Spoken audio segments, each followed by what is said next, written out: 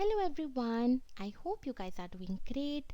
This is your educator Shruti and let me welcome you all to my new YouTube channel Prepare with Shruti. In today's class, I will be sharing with you guys a very useful strategy which will really help you in getting a great score in the upcoming UPSC Prelims exam to be held on 4th of October this year. Let me tell you guys that this strategy which I will be sharing with you all would be beneficial not just for your UPSC exam but also for other government exams such as your state public services like the APSC or other states, your UGC NET exam, your bank exams or any other government exam that you are planning to sit for. However, in today's class, we are going to mainly focus on the General Studies paper of UPSC Prelims, and within that, we are mainly going to look at the section of Modern Indian History. Now, I'm sure that as UPSC aspirants, you guys are aware that modern India is an extremely important component of your UPSC GS paper. And I'm saying this because every year a lot of questions are being asked from this section. So what does this mean for you guys? See, for aspirants, this means that if you want to get a good score in the GS paper of UPSC prelims, you have to ensure that you are able to solve almost all the questions that are being asked from this section in the exam correctly. Now, when you first think about it, it obviously, appears to be very tough, but it is not. It is really achievable. It is not impossible. It just requires a bit of a smart planning, and I'm here to help you with that through the help of my 3-step strategy. So the strategy which I have been talking about in this video mainly revolves around 3 stages or 3 steps. The first step is to look at the previous year papers. The second step is to analyze those papers and make a list of some extremely important topics. And the third step is to practice the previous year questions from those extremely important topics. Now, this strategy can be used for any subject as well as for any exam. However, in today's video, I am going to apply this strategy in the context of modern Indian history for your UPSC prelims exam. So what we are going to do is, we are going to look at the previous year papers of UPSC prelims from 2008 to 2019. And after analyzing the past 10 to 11 years question papers, we are going to chalk out a list of extremely important topics of modern Indian history. Now, when I say extremely important topics, I am referring to those topics from which questions are frequently asked in the exam. And once we have the list ready, what we are going to do is, we are going to look at the previous year questions from those extremely important topics. And I'm also going to tell you how you can prepare that topic more comprehensively so that if this year again you are going to get questions from those topics, you are able to solve them very easily in a short time and with high accuracy. See, this strategy is very important because it gives us an idea of all the relevant areas and it tells us what all are the things that we should focus upon more while we are preparing for the UPSC prelims exam. And as I said, this strategy can be used for any subject and for any exam. And in this video, I am focusing mainly on the modern Indian history. So if you want to make most of this strategy in the context of your modern Indian history, which is extremely crucial from your exam point of view, do follow this video till the end. Okay, so you can read about me here, and if you find my videos useful, if you like my videos, if you find my videos informative, then please subscribe to my channel Prepare with Shruti and do click on the bell icon as well so that you are updated whenever I come up with any new video. And please like and share the videos because it would really motivate me to constantly come up with great content for you. At the same time, if you want me to make videos for you in Hindi and Assamese, apart from English, then do let me know in the comment section below. I would be happy to do that for you. And you can also connect with me on Facebook, WhatsApp, and Telegram. So, having said all of this, let us get started with our class. Okay, so as I have been telling you that based on the analysis of previous year question papers of UPSC prelims from 2008 to 2019, I have decoded certain important topics. Okay, and the first topic, which is extremely important from your exam point of view and which I have decoded mainly on the basis of the analysis of previous year UPSC prelims papers, is that of the INC sessions. Okay, now INC sessions is a very important topic, and it's a very factual topic also. So I'll tell you how you can prepare this topic in a logical manner so that it is easy for you to revise it before the exam. Now first let us look at the question, and then I'll tell you how to go about it. The first question is, where was the first session of Indian National Congress held in December 1885? Now before we look at the options, let me tell you guys that whenever you are practicing any previous year question paper of UPSC, or whether you are practicing any test series question paper, always read the question very carefully, because most of the times we tend to get a lot of information from the question itself. Okay, so in this question, for example, UPSC itself is telling us that the first session of Indian National Congress was held in December 1885. We just have to identify the place where the first session was held. So let us look at the options. The options are A. Ahmedabad, B. Bombay, C. Calcutta, and D. Delhi. Now this is a very factual question. Any aspirant who has done the basic reading such as the NCERT or the Spectrum or Bipan Chandra would be able to easily answer this question in the exam, and here the answer would be B, that is Bombay. So whenever you are reading about the first session of Indian National Congress, three things should be there in your mind. Okay, the first is that it took place in 1885 at Bombay, Gokaldas Sanskrit Pathshala. Okay, initially the venue was Pune, but later it shifted to Bombay due to the outbreak of cholera. And the third statement is that this session, the first session of Indian National Congress, which took place at Bombay, was presided over by W.C. Banerjee or Vomesh Chandra Banerjee. Now this piece of information is very important from your exam point of view, so do revise it properly.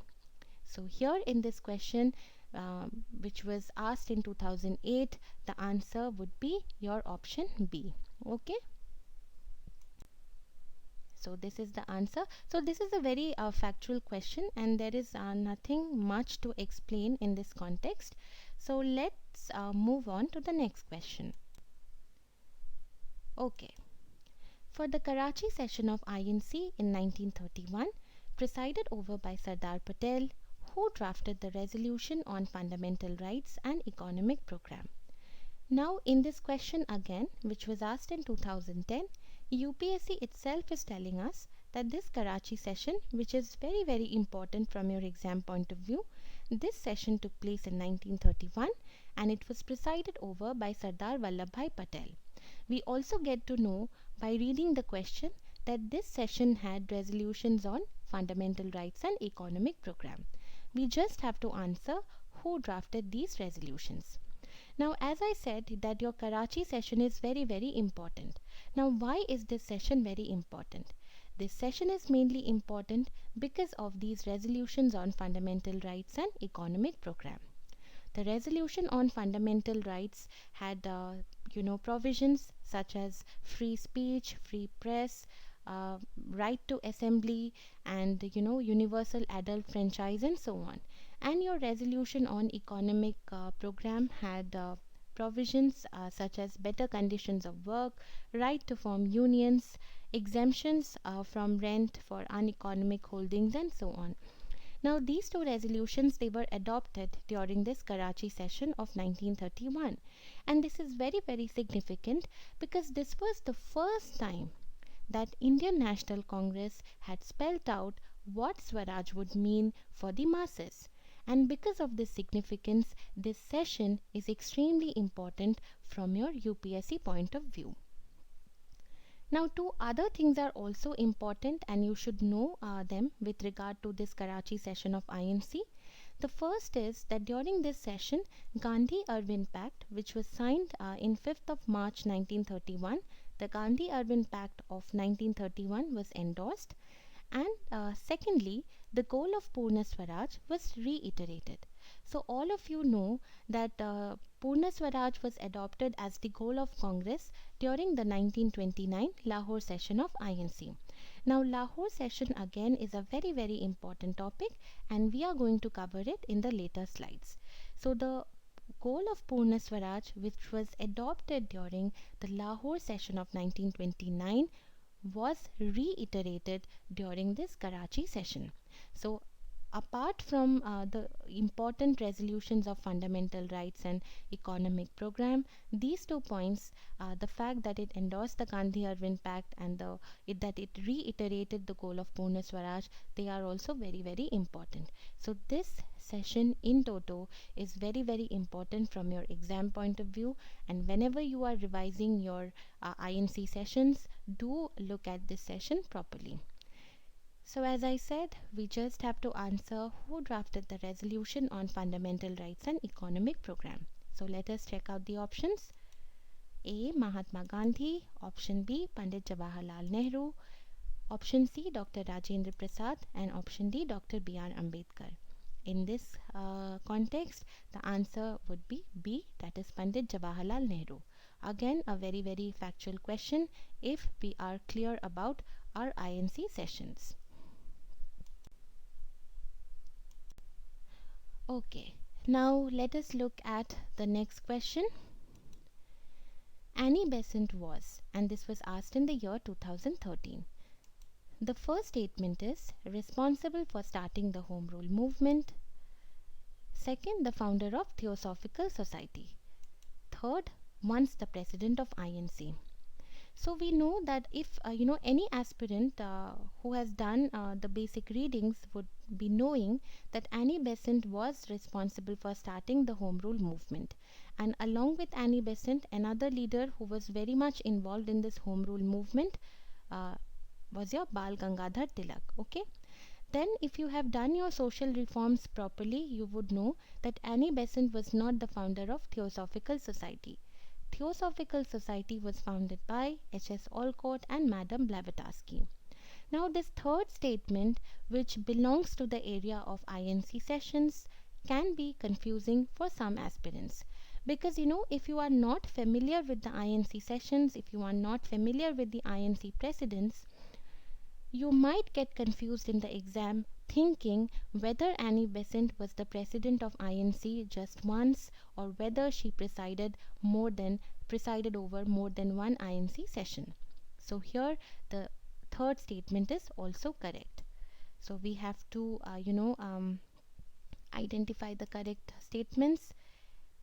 Option A is 1 only, option B is 2 and 3 only, option C is 1 and 3 only, and option D is 1, 2 and 3.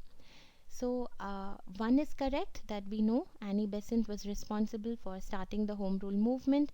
2 is incorrect, and 3 is again correct, because Annie Besant, who was the first woman president of Indian National Congress, presided over the 1917 Calcutta session of INC, and she was just once the president of INC. She never presided over more than one INC session. So whenever you are talking about Annie Besant in the context of Indian National Congress sessions, two things should be kept in mind. First, that she was the first woman president of INC, and second, that she presided over the 1917 Calcutta session. Okay, so here the answer would be C, that is 1 and 3. Okay, so this is the answer. Now let's move on to the next question.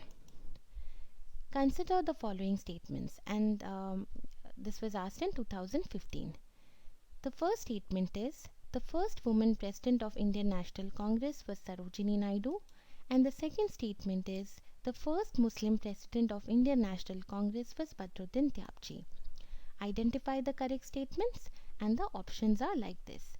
Now again, if you look at this question, you will realize that this is a very factual question. You don't have to analyze much in this question. You just have to know the basic facts related to your INC sessions, and if you know those important facts, you can easily solve these type of questions asked in the UPSC prelims exam. So we just discussed in the previous question that the first woman president of Indian National Congress was Annie Besant, and she presided over the 1917 Calcutta session.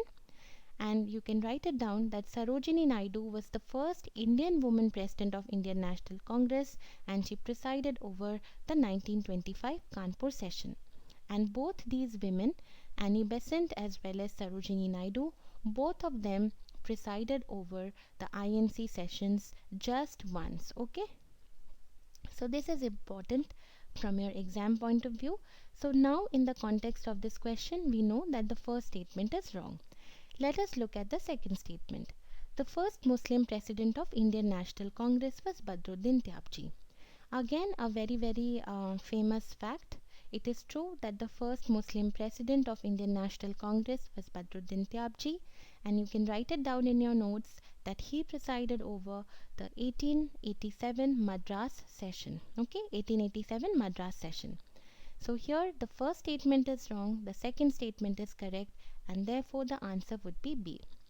Now similar to the second statement, you should prepare questions like who was the first European president of Indian National Congress, then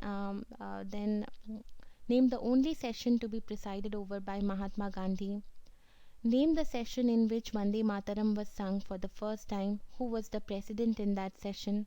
Then your 1907 Surat session is also very important because of the Surat split. Now Surat split again is a very important topic from your exam point of view, and we are going to cover that in the next video while talking about the partition of Bengal and Swadeshi movement. Okay. So here, as I said, the answer would be B, that is 2 only. Okay. Now, how do we prepare these INC sessions? So, I would suggest that whenever you are preparing this topic of INC sessions, always make a table and keep 4 columns in that table. Okay. The first column should belong to the year of INC session. The second column should belong to the place of INC session. The third column should belong to the president who presided over the INC session, and the fourth column should belong to the significance. Why was that particular session important? Okay, so make a table and keep 4 columns. I'm repeating it again, one column should be that of the year, then your place, president, and significance. Now, based on these 4 columns, there are a few important sessions that you should definitely look at for your exam. So the first session of Bombay is important. Okay. Then your 1887 Madras session is important because it was presided over by Badruddin Tyabji, the first Muslim president. Then your 1888 Allahabad session is also very important because it was presided over by George Yule, who was the first European president. Then 1907 Surat session is very important, and remember that it was presided over by Rash Bihari Ghosh and not Rash Bihari Bose. 1916 Lucknow session is very important because of the fact that the differences between the moderates and the extremists, they were resolved, okay, and separate electorates were accepted. Then your 1917 session is important because of Annie Besant. 1924 Belgaum session is also very important because it was presided over by Mahatma Gandhi, and it is the only session to be presided over by Gandhiji. 1925 session is important because of Sarojini Naidu, first Indian woman president. Your Faizpur session is also important. It was presided over by Jawaharlal Nehru, and it was the first session to be held in a village. Now questions like this can also come, that in the year 1939 during the Tripuri session, Subhash Chandra Bose resigned as the president of INC, and he formed the forward bloc. So after he resigned, who presided over the INC session? So in this case, the answer would be Rajendra Prasad. Okay. So these are a few important sessions which you should look at. You can also look at the 1896 Calcutta session when Vande Mataram was sung for the first time, and also look at the 1911 Calcutta session when Janagana Mana was sung for the first time. So these are very very factual in nature. Just jot it down so that in case you get these type of statements in your UPSC prelims exam, you are able to easily identify them. Then make a list of women presidents. Okay, you can do that. Then make a list of European presidents. Then apart from that, yeah, you can get questions like name the European to preside over INC sessions twice. And here the answer would be your William Wedderburn. William Wedderburn is the only European to preside over the INC sessions twice. He presided over the Bombay session for the first time in 1899, and then he presided over the Allahabad session in 1910. Now you should also remember certain facts like A.O. Hume, the man behind the formation of Indian National Congress, he never presided over any of the INC session.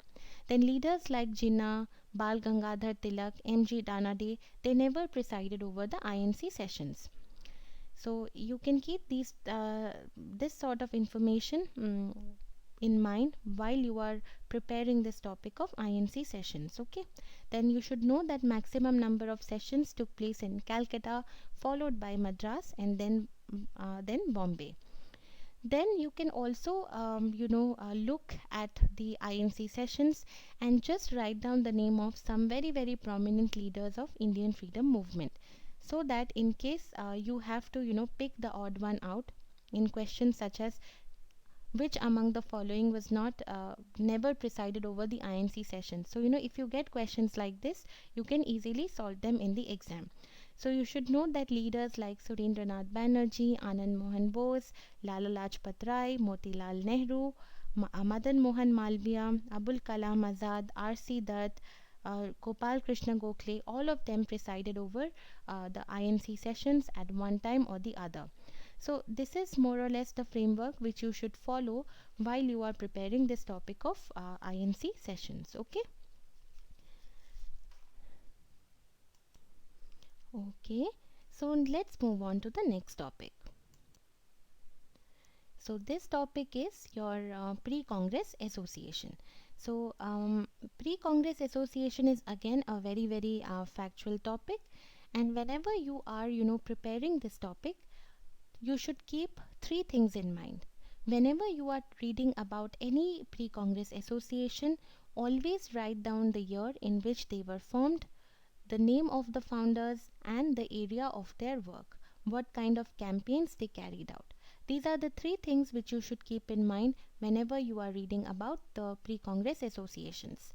Apart from that, you can also look at the common campaigns carried out by these pre-Congress associations, okay, such as protests against or campaigns against the Vernacular Press Act, your Arms Act, then demand for Indianization of government service. So all these are common campaigns carried out by almost all the pre-Congress associations. So I think if you look at these organizations factually in terms of their year, founders, and area of work, along with these common campaigns, this is more than enough to solve any sort of question that you are going to get from this section in the exam. So now let us look at the question asked from this section. Consider the following pairs, and this was asked in 2017. First pair is Radhakanta Deb, first president of British Indian Association. Second statement is Gazalu Lakshminarasu Chetty, founder of Madras Mahajan Sabha. Third pair is Surendranath Banerjee, founder of Indian Association. We have to select the correct pair, and these are the options. Now those of you who are familiar with this topic would know that the first pair is correct. Radhakanta Deb was the first president of British Indian Association, which was formed in 1851 by merging the Landholders Society or Zamindars Association with the Bengal British India Society. Okay, so first pair is correct. Second pair is not correct because Gazalu Lakshmi Narasu Chetty is associated with Madras Native Association. Okay, Madras Native Association in 1852 and not Madras Mahajan Sabha. Madras Mahajan Sabha came much later in the year 1884, and it was mainly founded by leaders like M. Veera Raghavachari, B. Subramaniam Iyer, and P. Ananda Charlu. Okay, so statement B 2 is wrong. Gazalu Lakshmi Narasu Chetty is associated with Madras Native Association formed in 1852. Then the third pair is also correct. We all know that Surendranath Banerjee and Anand Mohan Bose founded the Indian Association in 1876. So here the answer would be B, that is 1 and 3. Okay. So yes, that's about the framework for preparing the pre-Congress association. Whenever reading about the association, always focus on the year they were formed, the founders, and the area of work, along with the common campaigns of these pre-Congress associations. Now, a few associations like Madras Mahajan Sabha, Bombay Presidency Association, East India Association formed by Dadabhai Naoroji in London, then Pune Sarvajanik Sabha. These associations are also very important from your exam point of view, so do prepare them properly.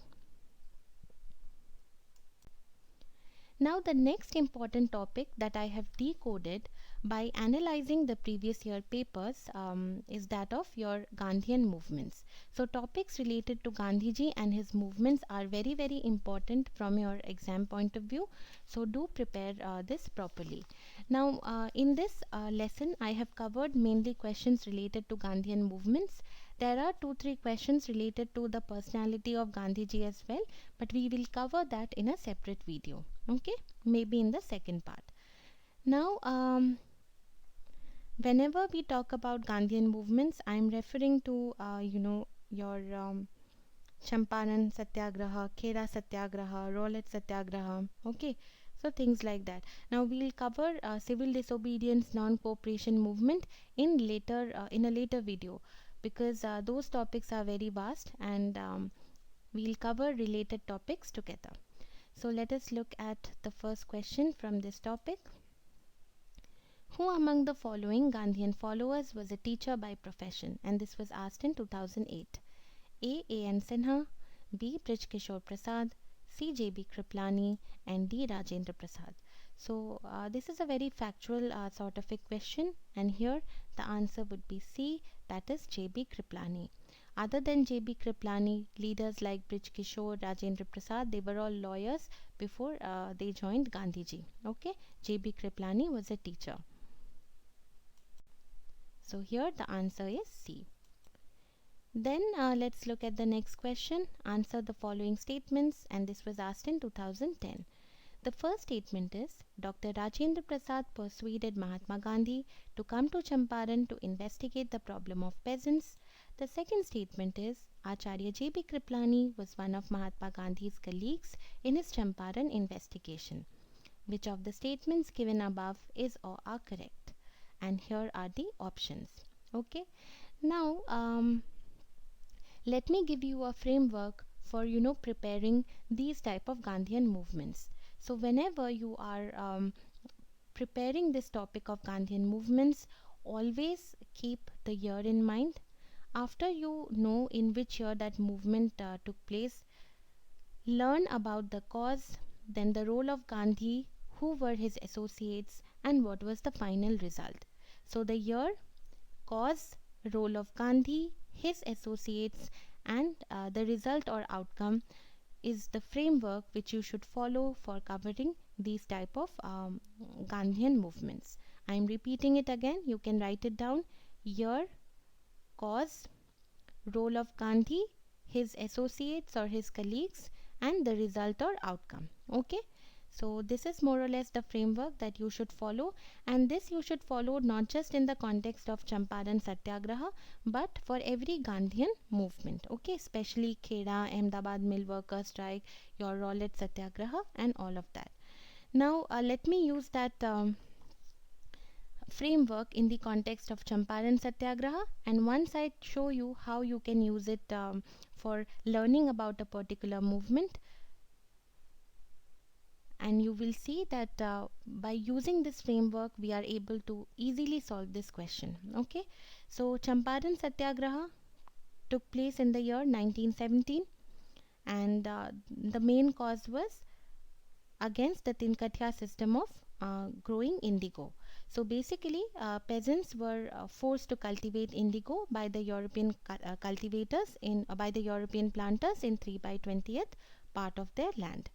Now this was becoming very problematic because by the end of 19th century, indigo was being forced out of market by the German synthetic dyes. So now the European planters of Champaran, they were very keen to release the cultivators, okay, from the obligation of cultivating indigo, but they wanted to use this to their advantage. So what they did was they enhanced the rent and other illegal dues of the peasants as a price for their release. So in this context, a local man, Rajkumar Shukla, and not Rajendra Prasad, he invited Gandhiji to come to Champaran to investigate the problem. And in this struggle, the associates or the colleagues of Gandhiji were Brij Kishore, Rajendra Prasad, J.B. Kriplani, Mahadev Desai, and Narhari Parikh. Now, due to the efforts of Gandhiji and his associates, government appointed a statutory commission of inquiry in which Gandhiji was also made a member. And this commission suggested that Tinkathya system needs to be abolished, peasants should be compensated for illegal enhancement of their dues, and a refund of 25% was agreed upon. And based on these recommendations, in 1918, Champaran Agricultural Act was passed. Okay. So this is how you should use the framework that I suggested here: cause, role of Gandhi, associates, and the result or outcome for solving these type of questions in the exam. So after following this framework in the context of Champaran Satyagraha, it is clear that the first statement is wrong, because now we know that it was not Dr. Rajendra Prasad but Rajkumar Shukla who persuaded Mahatma Gandhiji to come to Champaran to investigate the problem of peasants.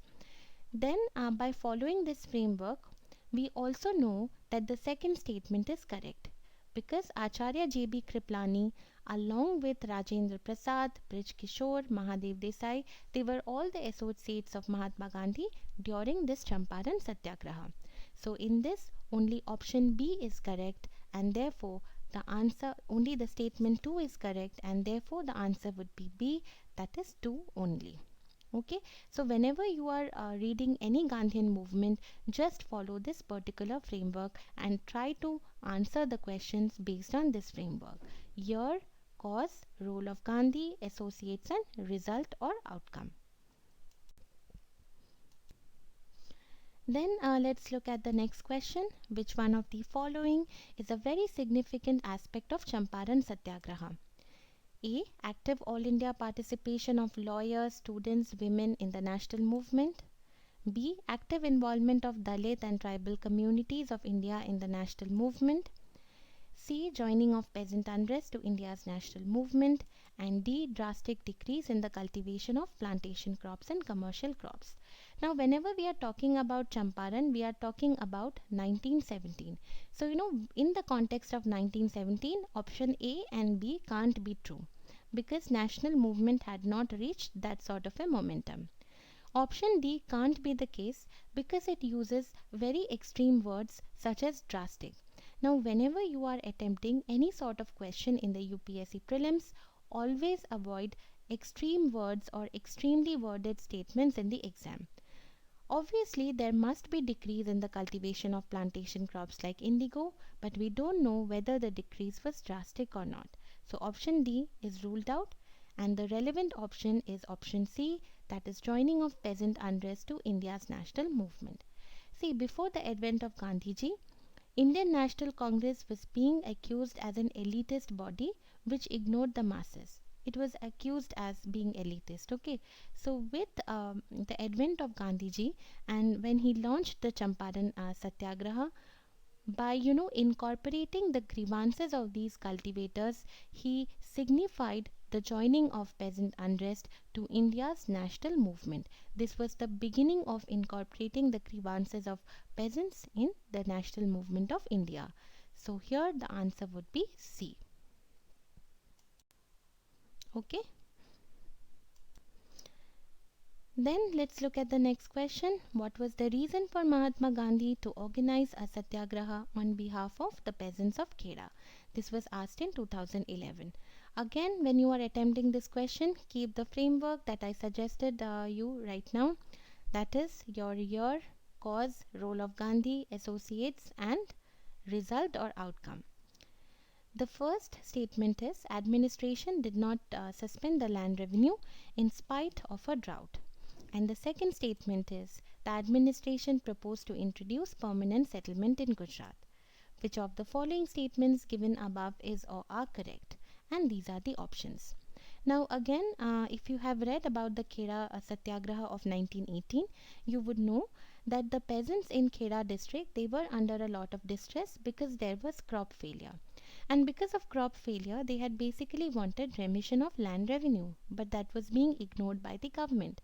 So organizations like Servants of India Society by Gopal Krishna Gokhale, then leaders like Gandhiji, Vittal Bhai Patel, they looked into this cause and they found it to be a valid cause. So in order to protest against the injustice which was being meted out to the uh, you know peasants, Gandhiji decided to launch the Kheda Satyagraha.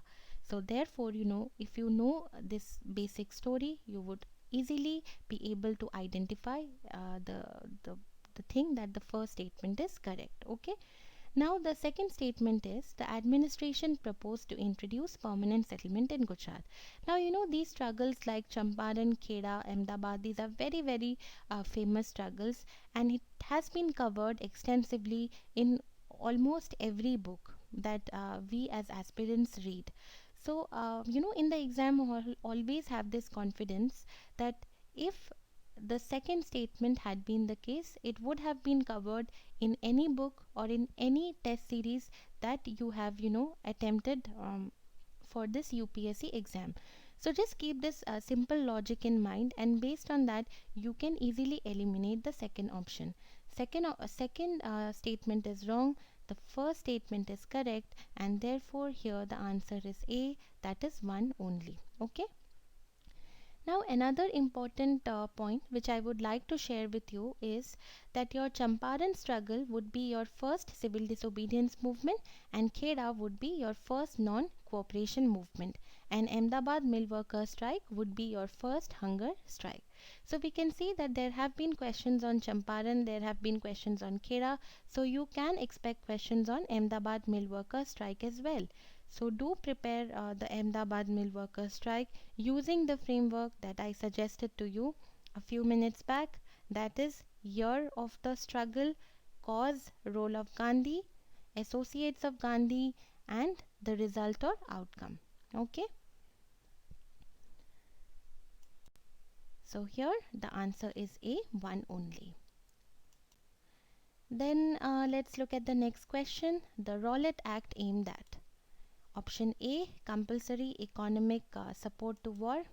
B, imprisonment without trial and summary procedures for trial. C, suppression of Khilafat movement. And D, imposition of restrictions on the freedom of press. Again, it's a very, very, basic question, very, very direct question. And those of you who have read your basic textbook would be knowing that the correct answer is B, that is imprisonment of trial and summary procedures for trial. So, while you are preparing this topic of Rowlatt Act, which is again a very favorite topic of UPSC, you should, keep in mind the year in which this act came into being, who was the Governor General when this act was passed, what was the official name of this act, what this act was all about, and why did Gandhiji consider it as a black act, and how did he protest against this Rowlatt Act. So these are the things which you should keep in mind while you are preparing this topic of Rowlatt Act. Okay, so here the answer is B. Okay, then let's look at the next question. With reference to Rowlatt Satyagraha, which of the following statements is or are correct? The first statement is the Rowlatt Act was based on recommendations of Sedition Committee. The second statement is in the Rowlatt Satyagraha, Gandhiji tried to utilize the Home Rule League. And the third statement is demonstrations against the arrival of Simon Commission coincided with the Rowlatt Act. We have to select the correct codes. Now anybody who has done the basic textbooks and who has attempted the test series would easily be able to eliminate the third option, because when we talk about Rowlatt Satyagraha it is 1919, and when we talk about Simon Commission it is 1927. So demonstrations cannot coincide. Okay, so you can easily eliminate the third option. Then if you look third statement, now if you look at the first statement, again it is very frequently covered in all the basic textbooks that the Rowlatt Act was based on the recommendations of Sedition Committee. I think it is there in your NCERT also. So this fact is known to all.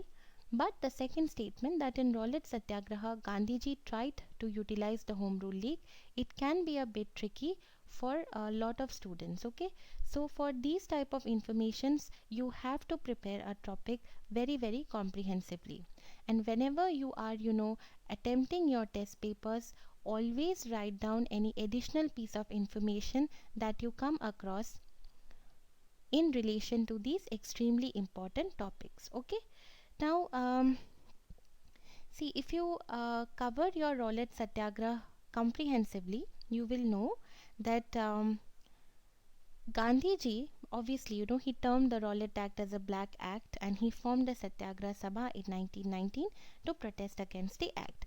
Now, the Satyagraha against the Rowlatt Act can be considered as the first mass strike. Three organizations such as the Home Rule League, the Muslim League, and the Satyagraha Sabha, along with some other organizations, they organized and coordinated the biggest Satyagraha ever. On 6th of April, as we all know, 1919, an All India strike was organized, but this Satyagraha eventually lost momentum due to the Jallianwala Bagh tragedy that took place on 13th of April 1919. And another very important point from your exam point of view is that in the context of the failure of Rowlatt Act Satyagraha, Gandhiji used the term Himalayan blunder. Okay, so therefore if we know this sort of information, we can easily deduce that the first statement is correct, the second statement is also correct, that Gandhiji tried to utilize the Home Rule League in the Rowlatt Satyagraha. Okay, and if you know if you have your if your notes are comprehensive, if you have prepared the topic in a detailed manner, then you can easily identify both the correct statements, and you will know that here the answer is B, that is 1 and 2. Okay, okay, then so this is how you should prepare the Rowlatt Satyagraha and Rowlatt Act. Okay, then let us look at the next topic. Okay,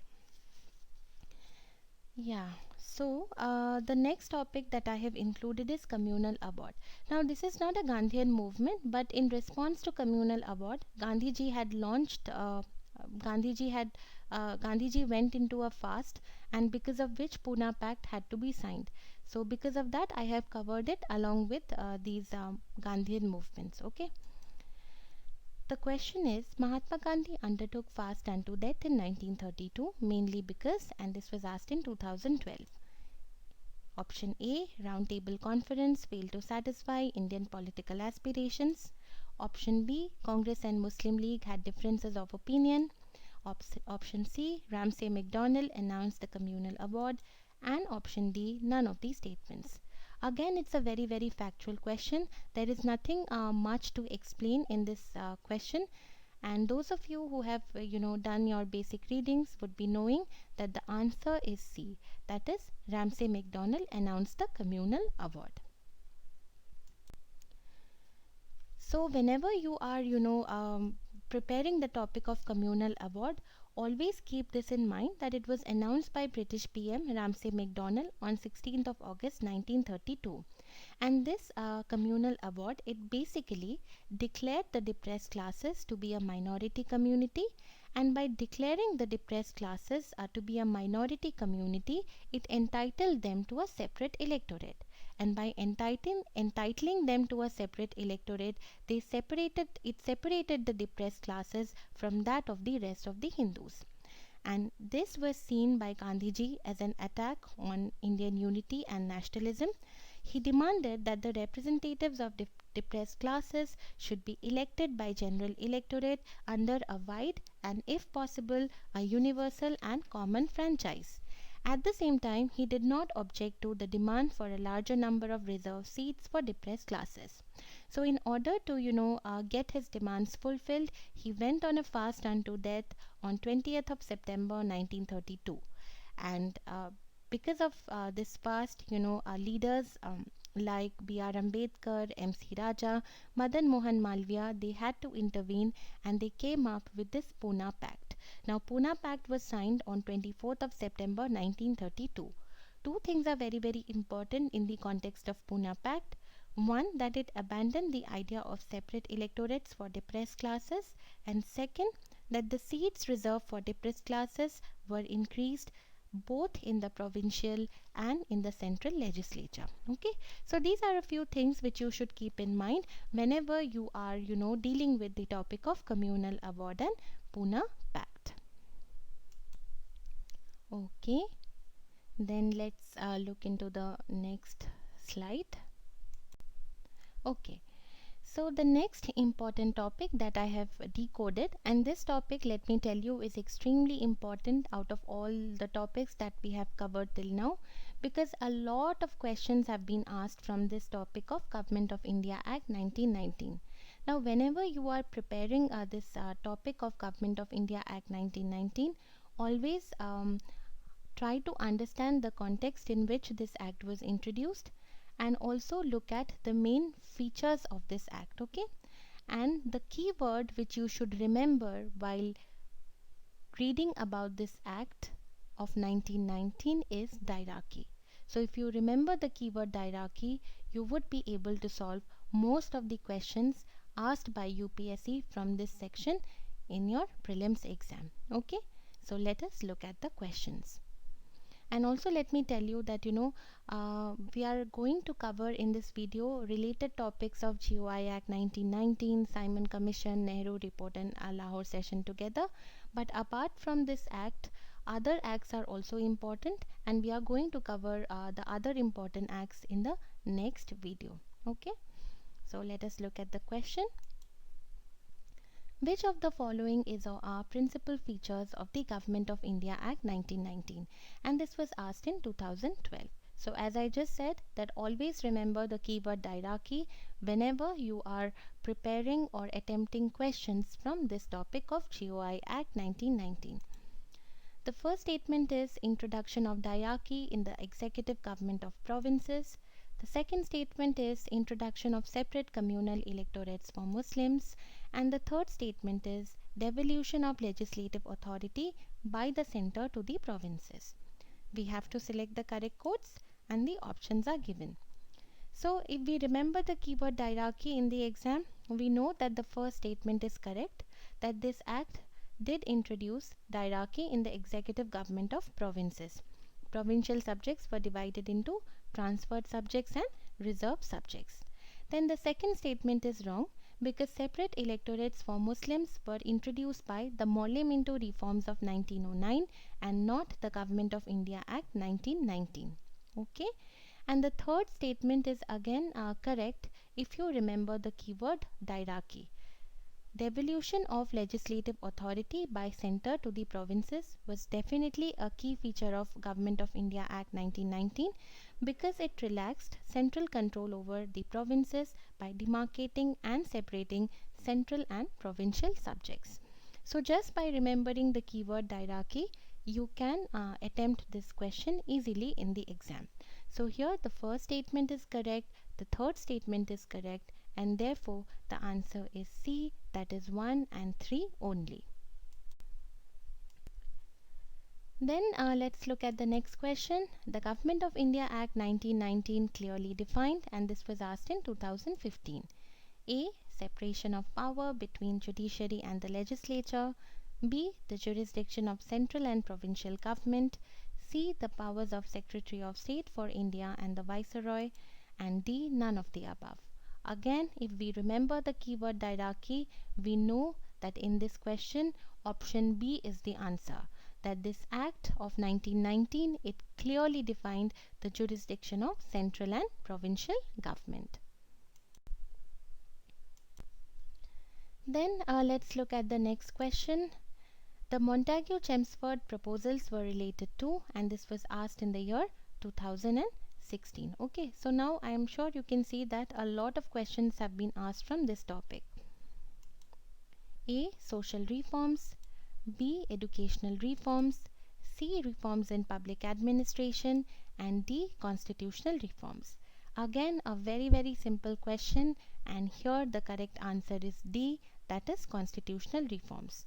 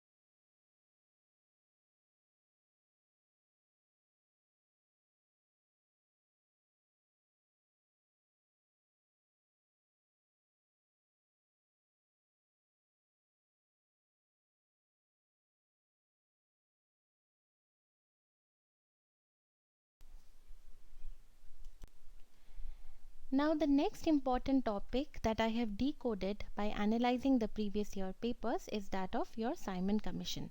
Again, this topic is related to your GOI Act 1919.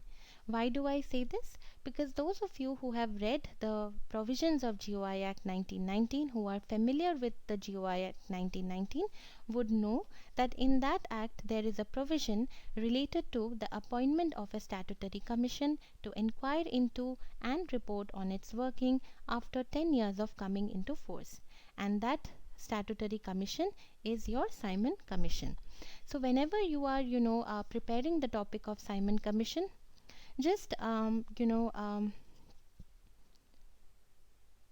look at why this commission was appointed, what was the aim of this commission, then how this commission was received by the political parties prevalent in India at that time, such as was it boycotted by Indian National Congress, which all parties boycotted it, which all parties supported it, and all of that. Then look at the recommendations of Simon Commission. Okay, so this is more or less the structure which you should follow whenever you are preparing the Simon Commission. So look at the background in which this commission was appointed, the aims, the objectives of Simon Commission, how this commission was received in India, which all parties supported the commission, which all parties boycotted the commission, what was the agitation against Simon Commission all about, uh, you know um, how did the government suppress the Simon Commission agitation? Because I'm sure you guys know that leaders like Lala Lajpat Rai, they were badly beaten during the Simon Commission agitation, and because of that, Lala Lajpat Rai had even died in November 1928. And because of his death, in order to take revenge for his death, Bhagat Singh and his comrades, they killed the white police official Saunders in 1928. So you will have to link information like this. Okay, So this is more or less, and also look at the recommendations of Simon Commission. This is nicely covered in your spectrum. Just have a look at it. Now let us look at the questions. With reference to the Simon Commission's recommendations, which one of the following statement is correct? And this question was asked in 2010. Option A, it recommended the replacement of diarchy with responsible government in the provinces. Option B, it proposed the setting up of interprovincial council under the Home Department. Option C, it suggested the abolition of bicameral legislature at the centre. And option D, it recommended the creation of Indian Police Service with a provision for increased pay and allowances for British recruits as compared to Indian recruits. Now again, as I said in the beginning of this topic, that this topic is related to your Government of India Act 1919. Okay, so if you remember this fact in the exam, and if you remember the keyword associated with GOI Act 1919 in the exam, which is diarchy, you would know that the most probable option out of these four options is your option A, that Simon Commission recommended the replacement of diarchy with responsible government in the provinces, and this is the most important recommendation of Simon Commission. So do write it down in your notebook. Okay, so Simon Commission was appointed to review the working of Government of India Act 1919, and it recommended the replacement of diarchy with responsible government in the provinces. Okay.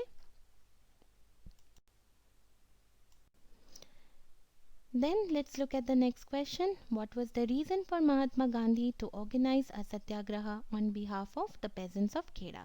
This was asked in 2011. Again, when you are attempting this question, keep the framework that I suggested you right now. That is your year, cause, role of Gandhi, associates, and result or outcome.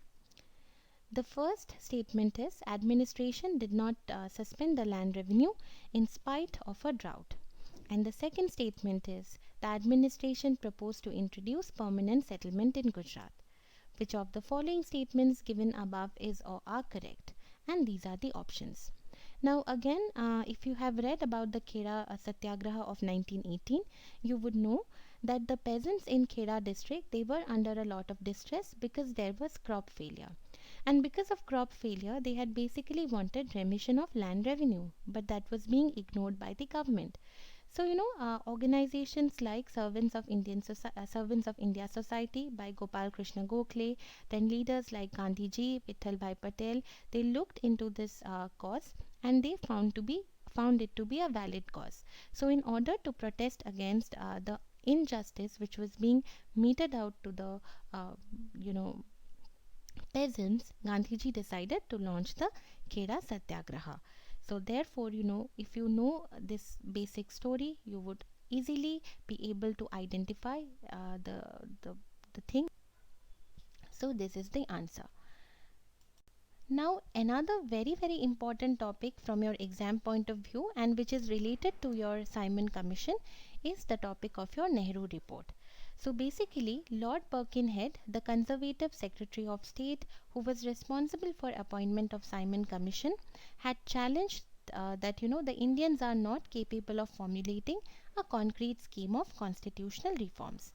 And in response to this challenge, this Nehru report had come up. Now this Nehru report is very significant because this was the first major attempt by Indians to draft a constitutional framework. It was authored by Motilal Nehru and not Jawaharlal Nehru. So these are the few things which you should keep in mind while you are preparing this topic of Nehru report. Do look at the recommendations of Nehru report properly. They are very important from your exam point of view. Apart from the recommendations, also look at the subcommittee members who were involved in framing this Nehru report, and also look at which all parties supported the Nehru report and which all parties boycotted the Nehru report. So let us first look at the questions. With reference to the period of Indian freedom struggle, which of the following was or were recommended by Nehru report?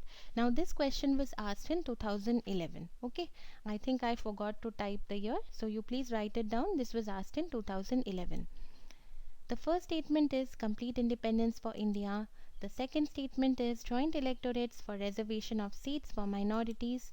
Third statement is provision of fundamental rights for people of India in the constitution. Select the correct codes, and these are the options. Now, whenever you think about Nehru report, the key word which should come to your mind is dominion status. Nehru report talked about dominion status and not complete independence. So, if you know about this dominion status, if the keyword dominion status comes to your mind, automatically when you see Nehru report, you can easily eliminate the first statement from your options, and you would automatically derive at the answer, which is your option B, that is statement 2 and 3. Okay, so this Nehru report, it talked about dominion status. It rejected the separate electorates. It talked about joint electorates for reservation of seats for minorities at the center and in provinces where they were in minority.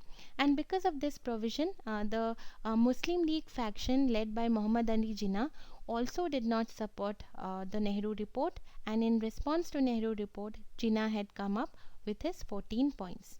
And there were provisions of fundamental rights for the people of India in the constitution. It talked about universal adult suffrage, equal rights for women, and so on.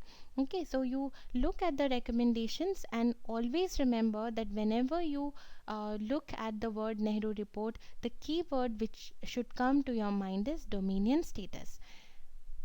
And it was never complete independence because Nehru report had insisted on dominion status, and young leaders like Jawaharlal Nehru, Subhash Chandra Bose, they wanted complete independence for India rather than Nehru report, because of which they were dissatisfied with this Nehru report, which stressed a lot on dominion status. Okay, so here the answer would be option B.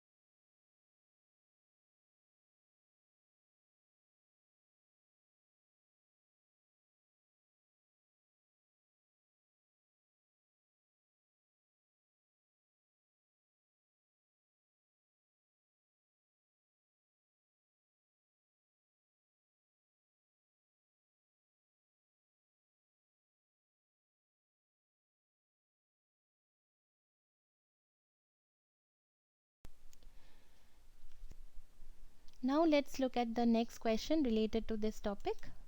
The 1929 session of Indian National Congress is of significance in the history of Indian freedom movement because, and this was asked in 2014, A. Attainment of self-government was declared as the objective of Congress. B. Attainment of Purna Swaraj was adopted as the goal of Congress. C. Non-cooperation movement was launched. And D. Decision to participate in the Roundtable Conference in London was taken. So as we just talked about it in the beginning of this topic of Lahore session, the key word for Lahore session is Purna Swaraj, and with the key word we can easily identify that the correct option in this case is your option B, attainment of Purna Swaraj was adopted as the goal of Congress. Now, apart from this point that complete independence or Purna Swaraj was declared as the goal of Congress, other important points are that it was decided to boycott the Round Table Conference, and it was decided to launch the civil disobedience movement. So these are the few things which you should keep in mind whenever you come across this Lahore session of 1929. Now always try to associate certain keywords with these extremely important topics, because it would easily help you in identifying the correct option in the exam. So whenever you are talking about GOI Act 1919, the keyword should be Dairaki. Whenever you are talking about Morley Minto reforms, your keyword should be separate electorates. Whenever you are talking about your Nehru report, your keyword should be dominion status. And whenever you are talking about Lahore session, your keyword should be Purna Swaraj. Okay. So that was all for today's class. Keep looking at the previous year questions, because they will really help you in understanding what are the areas you should focus on more, and what type of information you should revise more in order to get the questions correct in the exam from this section. Now, because history is a vast subject and there are a lot of questions from this section of modern Indian history, we are going to cover all the important topics in 2 or 3 parts. So this was the first part. I will accordingly come up with the second and third part in a day or two. So keep watching this video till that time. And if you like this series, if you like this three-step strategy series, do let me know in the comment section below. I would come up with a similar series for your other subjects as well before your UPSC prelims exam. So yes, that's all for today's class. Keep practicing, keep studying. If you like my video, please subscribe to my channel, because it would surely motivate me to come up with good and relevant content for you. Study well. Have a nice day. Thank you.